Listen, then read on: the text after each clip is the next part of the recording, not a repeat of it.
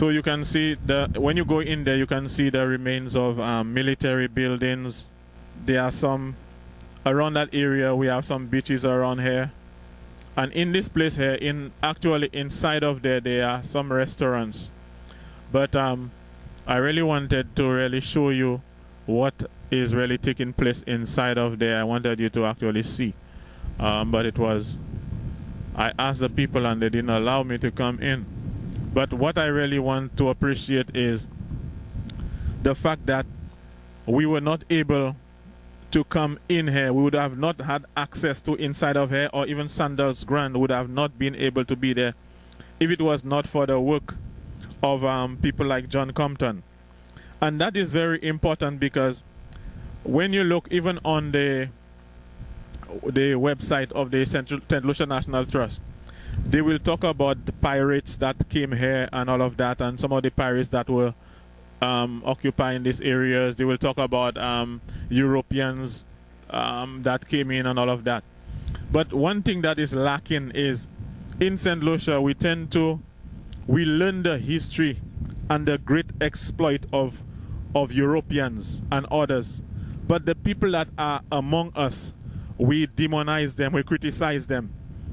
There is a man that his name they attach to this place. They say, for example, the man was a pirate and all of that.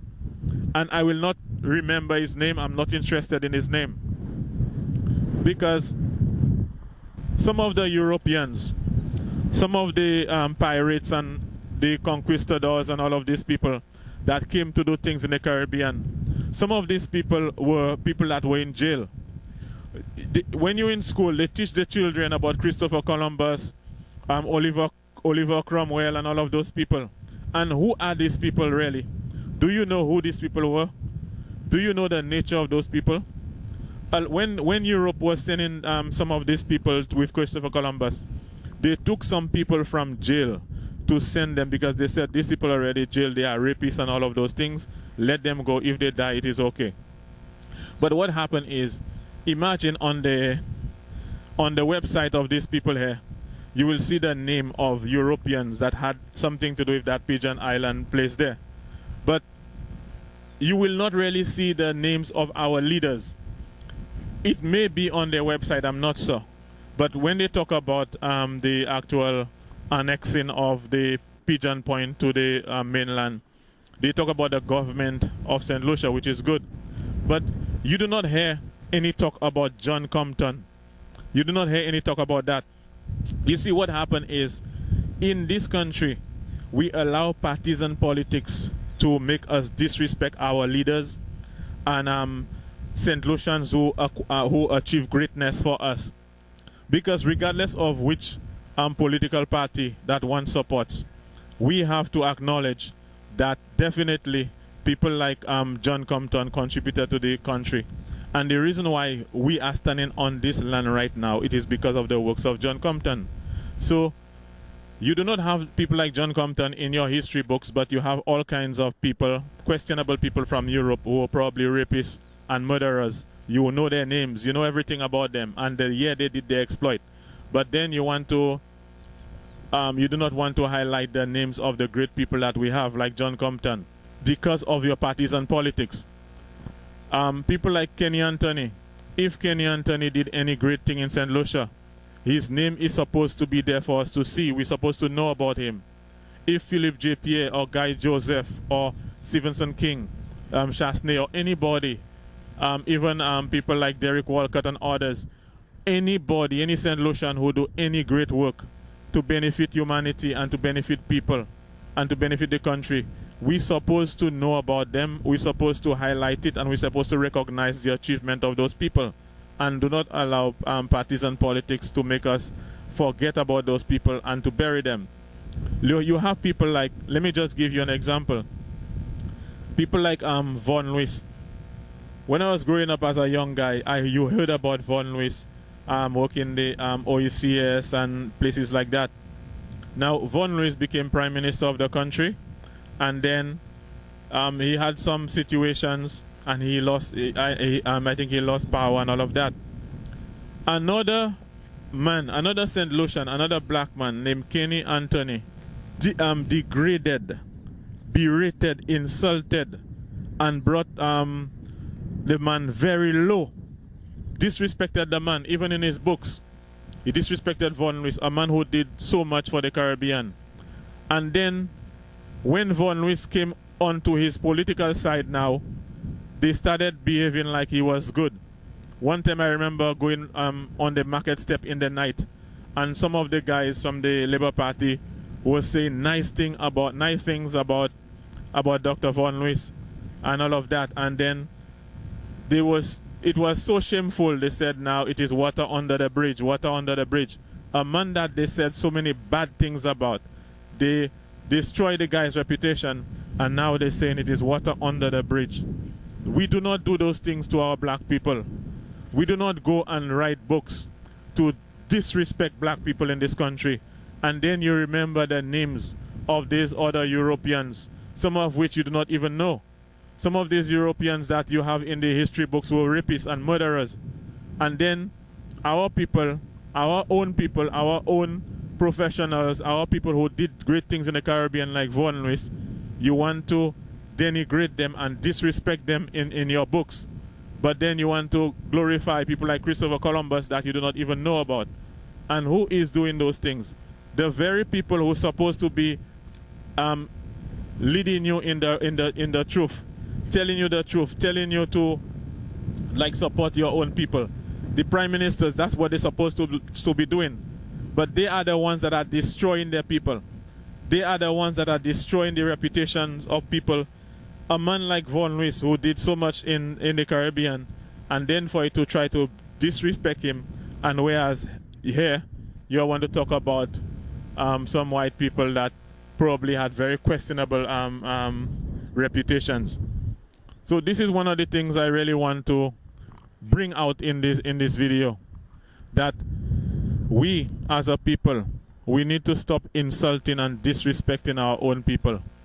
In many of the institutions we have in this country, sometimes you go to even government offices, or sometimes even when you go to banks and places like that, and it is almost like you are greeted in a hostile way. It is like you are being treated and in a bad way sometimes. You are being dismissed in your own country.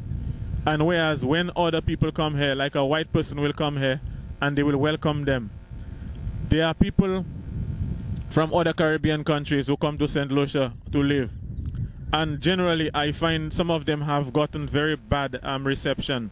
Some of them have been treated very badly by St. Lucians. Some St. Lucians behave as if St. Lucians can go anywhere in the world, but nobody is supposed to come to St. Lucia. St. Lucians go to New York, and they welcome. They go to England, they go to other places, St. Martin, Barbados. Everywhere you find St. Lucians. But once another Caribbean person come to this country, they always have a problem with them. We have a situation where when I was probably a young guy going to school, we had some Guyanese teachers teaching us, and then there were other people coming to St. Lucia also. Do you know that I can bear witness that people were treating Guyanese very badly in this country. But they don't realize that a lot of their families, the strength of a lot of family in St. Lucia, the foundation of that was from Guyana. Because in the 50s and 60s, a lot of St. Lucians went to Guyana to work diamond and gold. And when they came back, some of them started shops and businesses and things like that, that really helped their family. They do not understand or realize that, because there was a time the Guyana dollar was very strong. But then it reached a point where when the Guyanese came here, they started treating the Guyanese badly. Somebody will come from another country, and they will be treated like a white person will come to St. Lucia, and they will be treating them well. There is a situation that I know of where some white guys from Spain came to St. Lucia, and a bank gave them millions of dollars, and the fellas just took the money, and they went back to Spain, and they never paid it. But a St. Lucian, if they had to give a St. Lucian that money, the people would find all kinds of ways not to deal with you. The thing is, in America, for example, there is discrimination and all of that. But in St. Lucia, there is a certain kind of discrimination that takes place. People are discriminated along partisan politics line. Sometimes people are discriminated because they believe that your family does not have money. But these things happen, and sometimes some people do not see it, they do not understand it, but it does happen. So today I find it was very fitting for me to come to this site and say those things. I really wanted to show you inside of the Pigeon Island itself. I wanted to go on it and show you what is happening there. But we were not allowed to go in because of the situation. I thought the place was open. I thought we had opened up the place for things to move on normally. But apparently it looked like that's not the situation there. But really what I want you to take from that, especially in light of what is happening to black people in America, is we have to appreciate our own black people. We have to appreciate our own people. You understand? We have to appreciate our own people. It's like in this place, people treat people like they're nothing. No matter who you are, sometimes people feel like they can just curse and curse them and all of that. You have to give honor to whom honor is due. You have to give respect unto whom respect is due. You have to give tribute unto whom tribute is due. The Bible say that. But while in this country, no matter what it is, some people believe they can just tell you, tell by mama or whatever it is, just like that. They have no respect for nobody. You understand? But when other people come here, when a white person come here, they respect them a lot, a lot, a lot. The only people that they respect in this country for the most part is dead people. You will have somebody. You will have their family member, whatever, probably on drugs or whatever, asking them for bread. They wouldn't give. Or somebody they don't know, say, you know, give me your money to buy that, they'll not give. Their own family member will tell them, give me your money to buy that, they will not give. But when the person is dead, they will spend thousands of dollars to buy a coffin for you. I remember a guy told me one time. He said some people believe the only good end, you know the N-word they use in America? The only good end is a dead end. And sometimes it looks like that to me. Because even in the family, somebody will ask somebody, give me some money to buy something. They will have it and they will tell you, why don't you go and work or whatever. And the person die and they'll buy the expensive casket to give them. And they will come from overseas and make sure they bury that person. But yet that person would ask them for, you know, money to buy something or do something, and they will never give it to them. So we as a people have to check ourselves, especially against the backdrop of what is happening in America and what is happening to us as black people. But again, keep the fire burning, take care. And, you know, that's just what I wanted to tell you today. I wanted to show you the island, you know, to go on it and show you, but I couldn't do it. But enjoy yourself, keep the fire burning, take care.